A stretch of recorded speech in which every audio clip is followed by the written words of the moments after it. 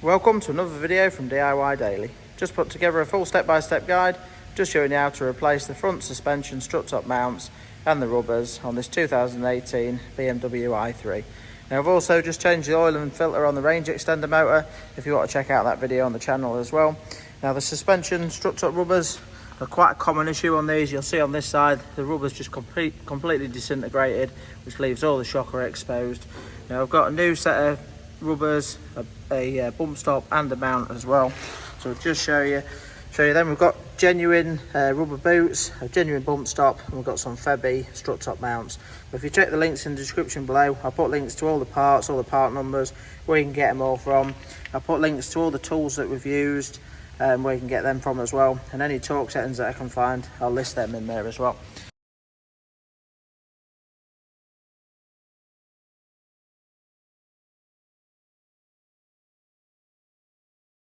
But you can see we're using a 2-poster ramp to do the job. Now obviously with a ramp it's a little bit easier just to get it straight up in the air, but it really isn't that bad at all to do on the ground on these. All I do is just jack it up just on each side on the front. You can just see there's a little pad there. You just want to get it really high just to give you a decent bit of access, but you can quite easily do this job on the ground. But just for now, just to start with, I'm just going to get it up in the air, get the driver's wheel, get the passenger's wheel off. We've already done the driver's side on this one tonight, so I've just got that one out of the way first before I run through it on the video of how to do it on the passenger side. But they're both pretty much exactly the same to do. So we'll get the wheel off and run you through everything a step at a time. And just before we get into the video, if you haven't already subscribed to the channel, just click on the red subscribe button below to make sure you don't miss out on any future content.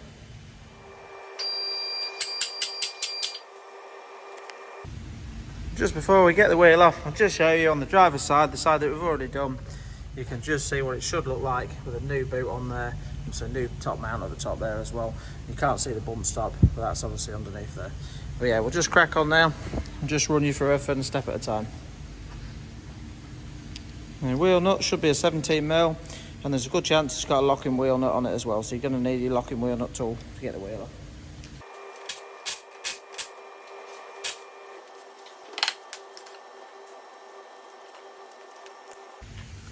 Right, so now that I've got the wheel off, you can just see a little bit more of the gator there and just how badly sort of perished and split it is. On this passenger side, it's slightly different to the driver's side. I've left this side for the video just because this side is the worst out of the two, but it's not really any different. The only thing that makes it slightly worse is there's 2 cables on this side. You've got the ABS sensor and the brake pad sensor as well on this side, but it really doesn't make it any more difficult. It's just a little bit more to unclip with the wires, that's all. The first thing we're going to do, now there's a couple of different methods that you can do this job. One of them is to use spring clamps. Basically I'll show you once we've got it dropped down at the top there, you can actually pull the strut out, clamp the springs up with some spring clamps. Now I'll put a link in the description below to some spring clamps and where you can get them from. I've got a decent spring compressor, so I prefer to use that because it's a lot safer. The only thing with the spring clamps is you'll tend to find you'll probably have to modify them to do the job.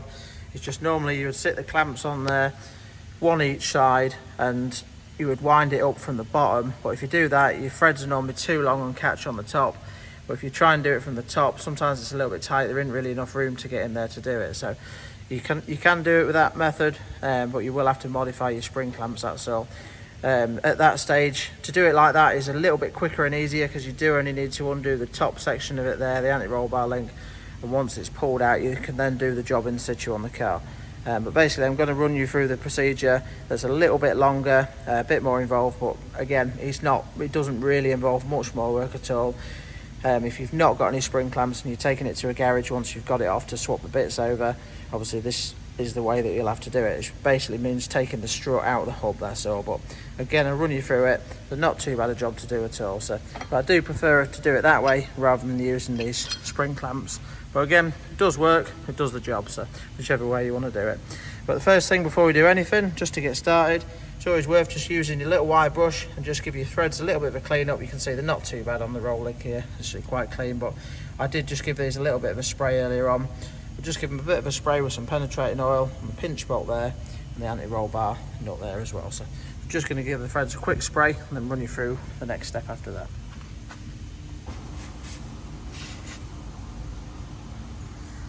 just while it's soaking in. One thing I do like to do, it's always good practice with struts.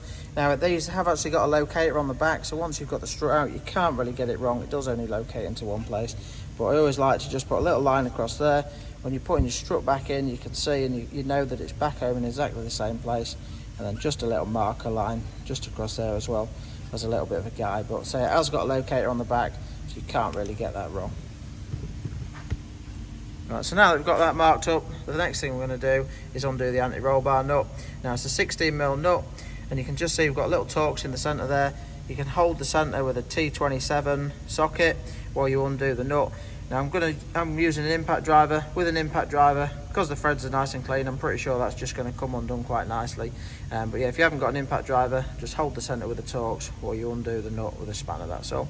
And then once we've done that, we'll then undo the pinch bolt here. Again, it's a 16mm nut, and you've just got an E-Torx socket for the bolt head on the other side, which is a size, I think it's a E12 Torx socket for that. So we're just going to get both of them undone now, get the bolt out, get the anti-roll bar out, and then run you on to the next step after that.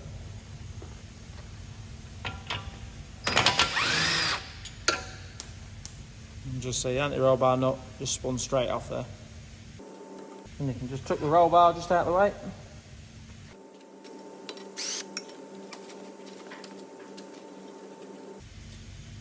And that's the pinch bolt out of the way as well. Right, so if I was doing it the method with the spring clamps and just pulling it forward, you don't obviously need to undo the pinch bolt there for the hub, but all you will need to do is unclip all your wiring harnesses, just to, when you pull it out, you don't want to be snagging on any of these wires.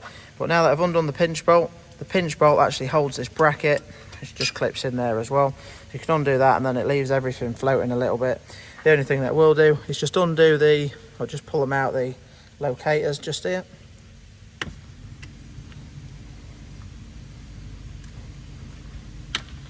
And then just a little connector box there as well. It's just on some little clips. You can just, again, just work that out there, and you can just see just two little push-in tabs there. And that just leaves you a nice bit of float, so that when we pull the shocker out, it's not going to damage anything or snag on these cables. And you can just see the roll link there, where we can just tuck that to the side. So now that that's done, next thing we're going to do, we've got 3 13mm just at the top. Obviously one at the front there, and 2 at the back, which you're just going to undo now. And then sometimes it can be a little bit tight. You might just need to just pry this down slightly just to pop it away from the top. So we'll just have a go at that now.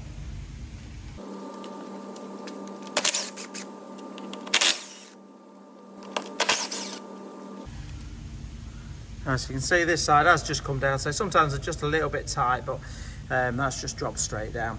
So what we're going to do now, it's pretty much ready to drop down, and you can pull it out to the outside of the wing. As you do that, just be a bit careful of the wings there. You just need to sort of pull it down and just past it so you don't catch it and scratch the paint there. So now you can obviously support it just to hold it back with a strap, but if you're gentle and you just lean it forward and just watch that any of your wires don't catch or anything like that, you can actually just pull it forward and out and just rest it. It will actually rest in a place that makes it nice and easy to work with. So I'm just going to drop it down now and just pull it out slightly.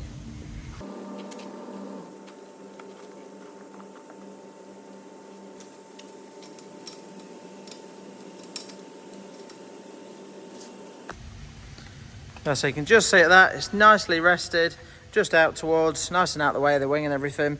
And while it's in that position there, nothing's tight, it's nice and loose there, so it's not snagging on anything.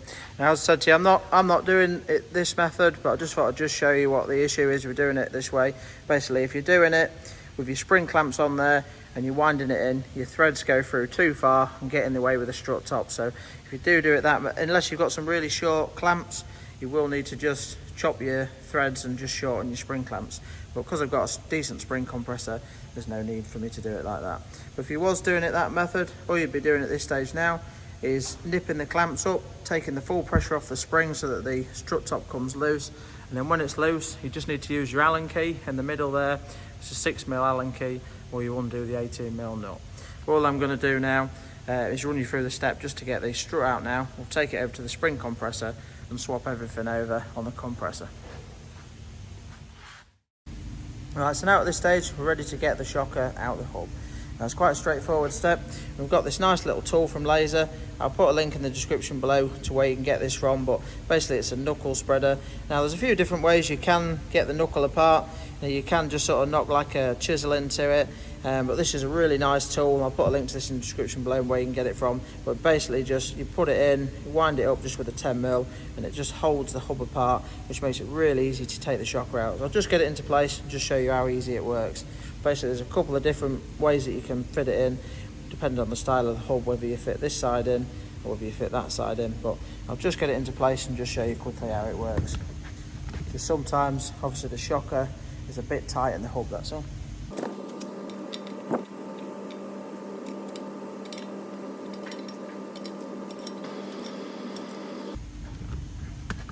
Now, so you can see you've just got the tool in there, it's nipped up, and that's basically now just holding the hub apart. It don't need to be much, it's literally just enough so that you can grab hold of the shocker. I know it's loose because I just tried moving it, and at that you can just simply slide it out nice and easily. All we're going to do at this stage now is get the shock over to the Sykes spring compressor and get everything swapped over. Right, so I've just got the shocker clamped up in the spring compressor now. In a minute we'll get the sort of spring hooks hooked over and get it set up into place. But just quickly, just going to rig up the top mount ready.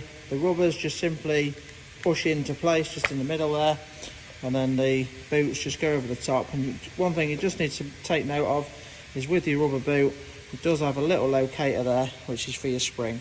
So as your coil spring comes around, it wants to sit, and that's like a stop for the spring. So you do need to make sure that you line that up when you put it into place. We'll show you that again once we've got the spring, the top mount off, and we'll put it back into place.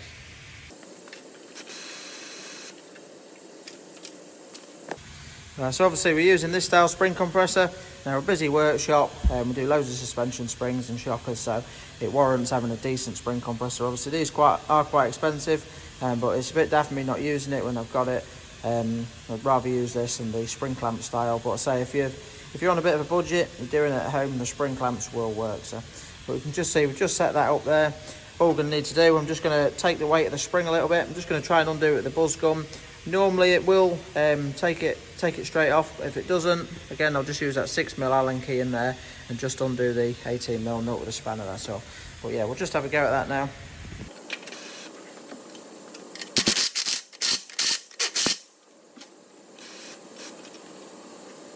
Now at the minute I was only winding that so far up, obviously I wouldn't have kept my hand over it while winding it all the way off. It's just you get used to knowing exactly where it is, that's all. But once it's got a bit further down, I'm just going to make sure that the spring is compressed enough so you've got that little bit of play in the top and you know that it's not touching it. So as you undo it the last bit, you're not going to have any pressure there at all.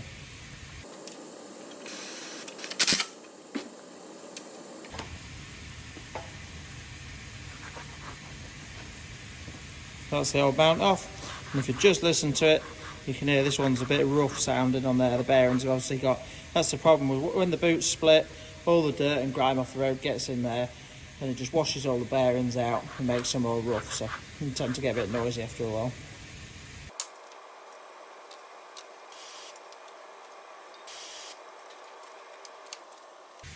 Got all the old bits out, just now ready to fit the new one into place. Sometimes you can just have to guide the spring a little bit just to locate it over the rubber and onto the stop there.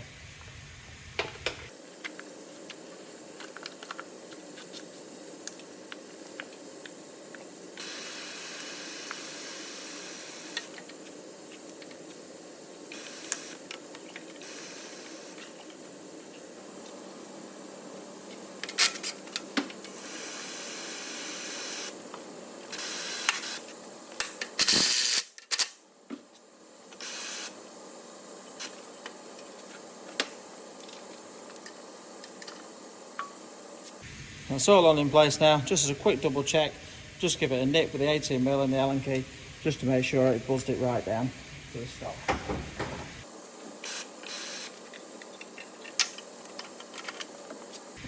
So you're all located in now, and the spring is just sat on the stop there as well. So, and obviously once it's on, you should be able to turn your top mount as well. So just get it back over to the car now, get it all fitted back into place. Right, so you can see the tool's still in place, holding the hub open now, so we can nicely just slot that shocker back in, just check that it lines up nicely with the mark that we put on it, and then we can basically just start rebuilding everything as we took it apart. I'll just put a bit of grease on all the bolts as we put them back together, and if I find any of the torque settings, I'll overlay the torque settings over the top of the video, or I'll put them in the description below. But we'll just crack on now, get everything back together.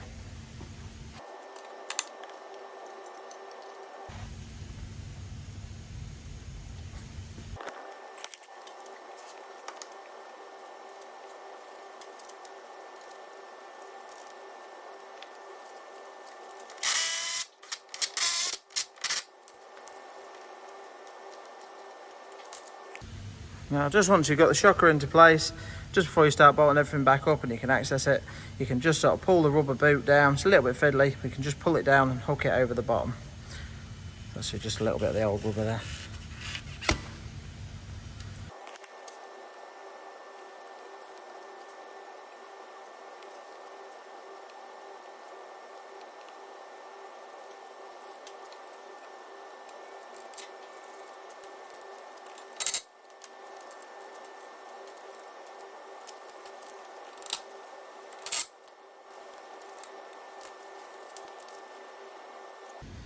Right, so that's all back together now. Everything's all nipped up. As you can see, not too bad a job to do at all really on these little i30s. There aren't many vehicles where you can undo the top mount from the underneath and just drop it down and pull it out as easy as that. Most of them obviously bolt on from on top, but like this it means you ain't got to even open the bonnet, no messing about with any scuttles or anything like that. So really straightforward to do as far as shocker sort of jobs go. But yeah, all we're going to do now is just drop it back down, put the wheel on, just torque the wheel up. Obviously I've done both sides on this one, but there's no need to show you the other side. It's pretty much exactly the same as this one. So, but yeah, I hope you liked the video. If you did, give it a quick thumbs up and subscribe to the channel. I'll just leave it recording while we get the wheel back on and get it back off the ramp. And if you want to check out the video on changing the oil and filter for the range extender, the video's on the channel as well. But yeah, thanks for watching, and we'll see you next time.